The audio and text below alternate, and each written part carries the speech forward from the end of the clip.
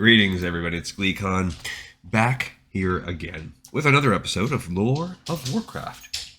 Oh, and it's that time of day where we're going to get one of our episodes where the dog is just whiling out.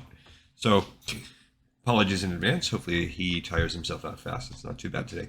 And again, anytime this happens right now, I'm just excited that I have a plan. So, I make about 10 episodes a week, give or take.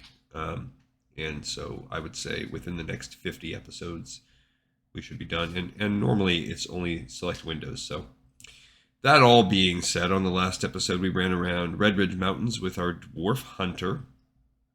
And he really I just spent a lot of time. I did like 2 quests, and then I really just spent a lot of time like grinding out leather. So you get to watch that fun experience. But hey, that's part of the game. But from a lore perspective, not a lot. We just kind of learned that something is afoot with Stormwind. For some reason, Stormwind has like retracted its forces, and it's not really helping Westfall or Duskwood or the Red Ridge Mountains. So for whatever reason, and that's probably to come, there's something happening, something rotten at the core of Stormwind right now. So we've also been reading the Alliance Player's Guide, which is a Dungeons & Dragons source book. It's one of many. We only have a couple more to go after this, and we're getting near the end of this one. This is we're getting near the end of Chapter 6, which is our main lore chapter. I believe Chapter 7 is probably going to be pretty lore heavy as well, but not quite as long as this one. Right now we're on to a few organizations at the end. We've discussed all the races. Last time we discussed the Argent Dawn, and now we're going to discuss the Church of the Holy Light. So stay a while and listen as we talk about this lawful good alliance affiliated faction or institution with membership of approximately 800,000. For reference, if on the Argent Dawn episode, it was 1,500 in the entire Argent Dawn. And I think because they're basically saying this is the main human religion, and more than just humans follow it. So really, you're looking at a large chunk of the populace that are affiliated in some way with it, churchgoers, So the regions of influence, you can find the Church of the Holy Light just about anywhere on Azeroth. And remember that at this point, we're still referring to the Eastern Kingdoms as Azeroth. They're based out of Stormwind City, where the church leaders gather in the Cathedral of Light, where you can train your priests and get your first aid training and train your paladins. Activities: the church sends its people all over the world, spreading the wisdom and comfort of the Holy Light. They also do what they can to help people with more practical matters, from building homes to settling family disputes to scaring off bullies. It's all very noble, of course, but that fits with the Holy Light's teachings of making the world a better place and making yourself better by helping other people. I shouldn't mock them, really. The church seems to have everyone's best interests at heart, and they really do their best to help everyone. Plus, it's hard to make fun of a religion that's all about making people happy, not to mention a religion whose practitioners show clear evidence of divine blessing. Even those determined to doubt are forced to admit that the light grants its followers impressive powers to combat the darkness. Nobody really knows how the church got its start. For that matter, no one knows when people first discovered the Holy Light or were discovered by it either. People started preaching about it at some point, explaining how this great benevolent force existed and sought out moral spirits interested in helping others and protecting life in general. The Holy Light is a strange philosophy. It's really more a philosophy than a religion because it doesn't involve reverence for a person or even a being. The light is more of a force, really. And honesty and good deeds are more important than money or wine or any other form of sacrifice. There's also a lot of study and contemplation involved, particularly on how to make yourself a better person in order to commune with the light more completely. I think they probably had libraries before they had churches, and the one simply grew out of the other. Eventually, all those churches started working together, and you wound up with the Church of the Holy Light. Interesting take. For a long time, the church was the dominant human religion. The followers of the Holy Light were everywhere, supporting civilizations and building cities and founding temples and generally bringing light and hope and help to everyone. So I think there's more at play here with the Church of the Holy Light, and really not just the Church of the Holy Light, but more importantly, the Holy Light in general, because we've already established there's some other elements of canon to the Holy Light. One, the Blood Elf, whatever they were called, the Blood Knight Paladins, essentially, have co-opted a Naru, which is a creature of the Holy Light, a pure creature, and have essentially chained it much in the way that dragons were chained in the Second War, and are against its will really leeching it of its powers to tap into using the holy light. We also have an organization that is straight up run by a demon, the Scarlet Crusade, that is able to call upon the holy light extensively. You have shadow priests who still tap into the holy light. You all, and same thing with void elves. You have also people that are completely evil and even forsaken that can call upon the holy light. So somehow this force is, I think when they say it's more of a philosophy, I think the Church of the Holy Light is more of a philosophy. The actual force of the holy light it has to be something that's outside or beyond the concept of morality or good or evil, because all parts of the spectrum have individuals that can tap into the power. So I think it's definitely at its surface level more nuanced than that, but really deeply there's a lot we have to learn about what is the light, what is the void, where do these come from, in a way that won't parallel religion in any sense that we can think about it here on Earth. All right, back in. Then the First War began, and there were the members of the church right in the thick of things, using their light-given gifts to hold back the horde.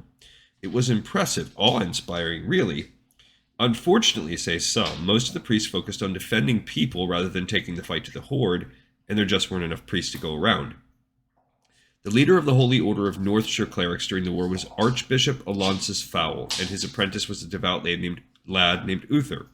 After the First War, Uther knew that the church needed to do more when the orcs came again. Its people needed to stand up and fight instead of just healing and defending. Also, the priests suck in the first game. So let's make them better. It's like the devs. Uther is one of the devs behind the game, pencil behind his ear and glasses. He's like, we need to make these units more impressive because they basically suck. They needed to go after the darkness and actively prevent it from harming anyone rather than waiting for it to come to them. He issued a call to all the bravest knights to join his new order, the Knights of the Silver Hand, and thus the Paladins were born. They saw their first battles in the Second War and were instrumental in the Alliance's victory. Some claim that the Third War was the best thing that could have happened to the church.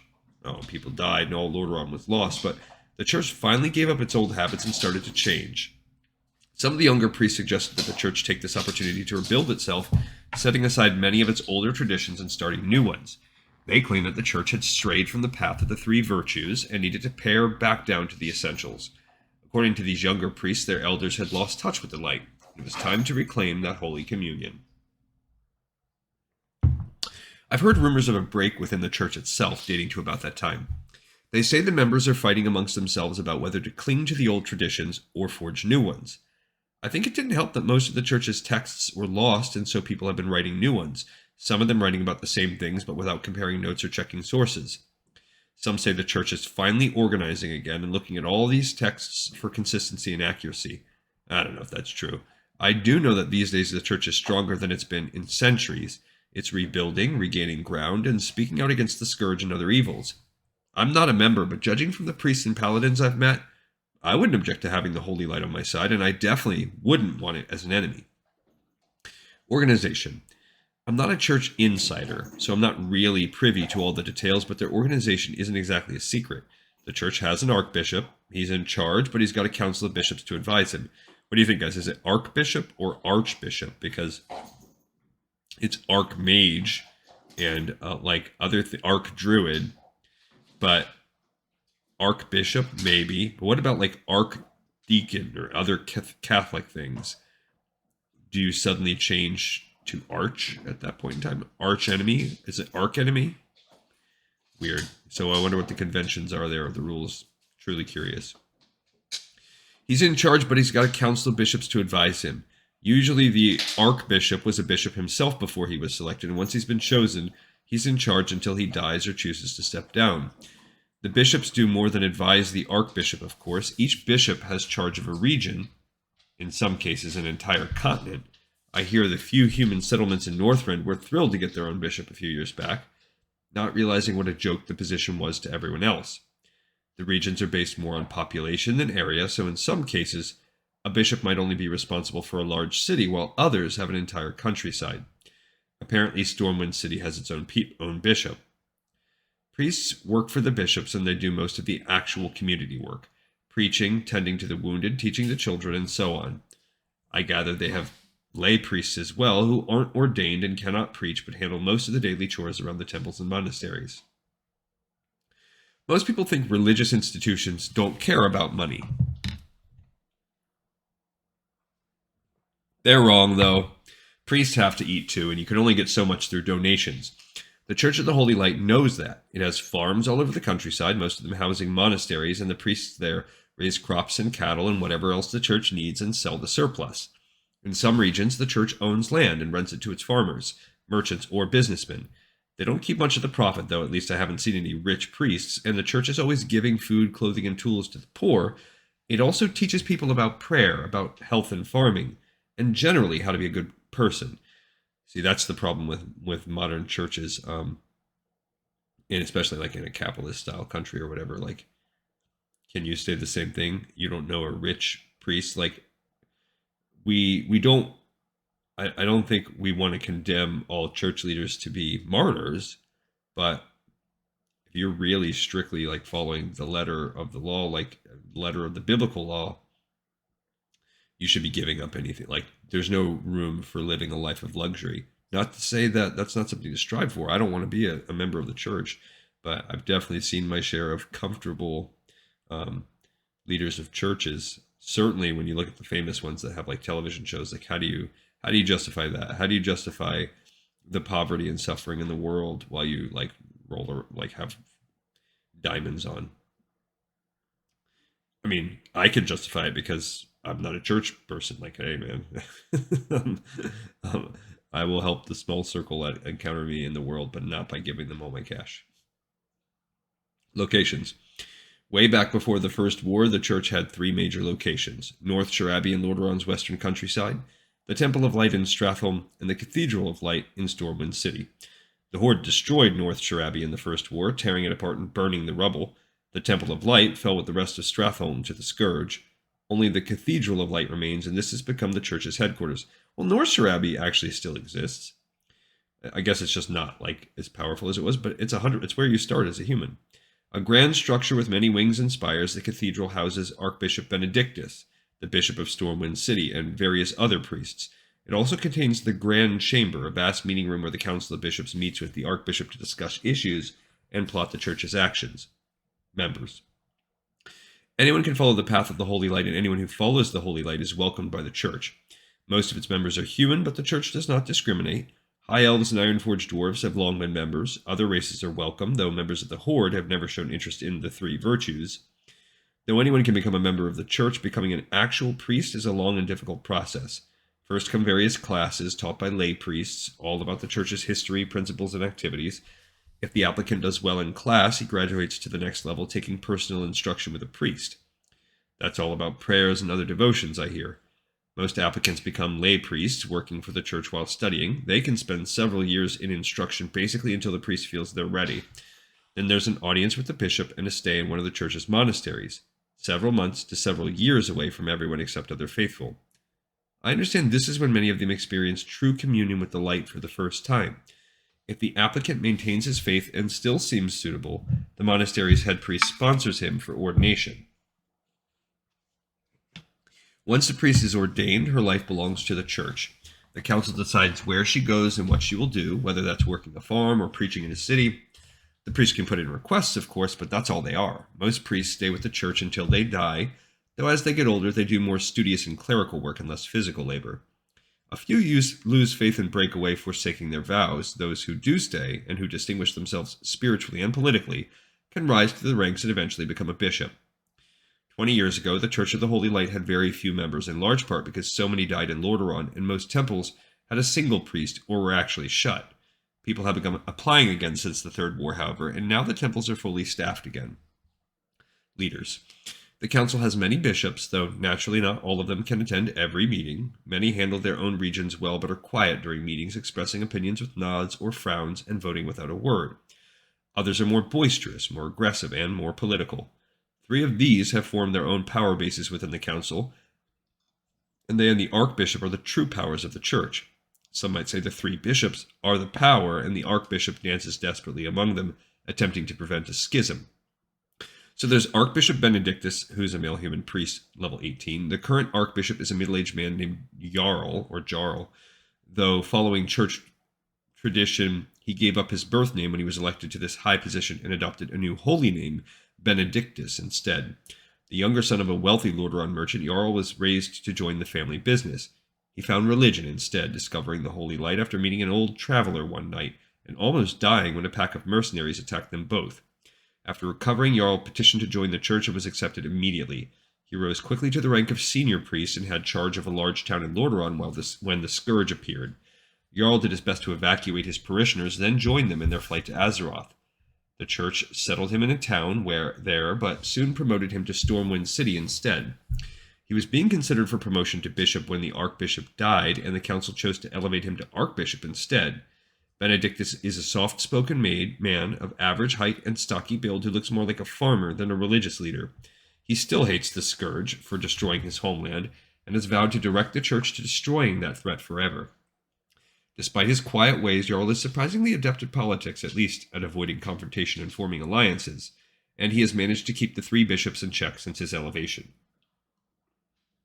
All right, and finally we'll just go over the 3 bishops. Hylan is a male human priest level 15, so he'd be the most powerful of the 3. Despite being one of the oldest remaining bishops, Hylan is still extremely active and forceful enough to cow many younger men by sheer volume. A strong proponent of the old church ways, Hylan disapproves of fraternizing with non-humans and even with non-believers. He feels the church would be better off concentrating on its own people and letting the rest of the world suffer, and says this at every opportunity. Despite his narrow-mindedness, Hylan is genuinely devout and can be surprisingly sympathetic when dealing with the church's followers.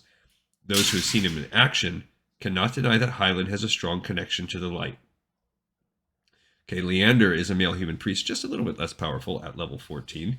A short, stout man, Leander likes his comforts and his books and hates having to do without either. Leander feels everyone deserves the church's blessing, not just those who attend services. But even more than protecting people or ministering their needs, he wishes to spend his time in the libraries, and feels the rest of the church should do the same. Leander is convinced that the church has lost something essential, and that this missing element can be found by researching the church's own past. He is determined to rebuild the church's libraries, and thus restore the wealth of knowledge that guided them in ages past. And finally, we have Naheri, just as powerful as Leander, a male human priest, but he's a level 10 with 4 levels of warrior.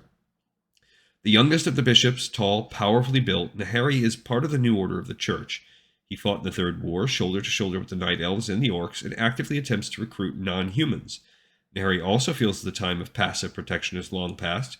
The church needs to attack its enemies rather than waiting for them to strike. He is less concerned with his own behavior, feeling that priests should have some leeway in order to better protect their people. He has won most of the younger priests to his cause and battles Hylan bitterly at every turn. The only place they agree is that the church's followers deserve protection. Okay, that was interesting, and especially some of this leadership at the end. But we have another episode in the pipe, 5x5.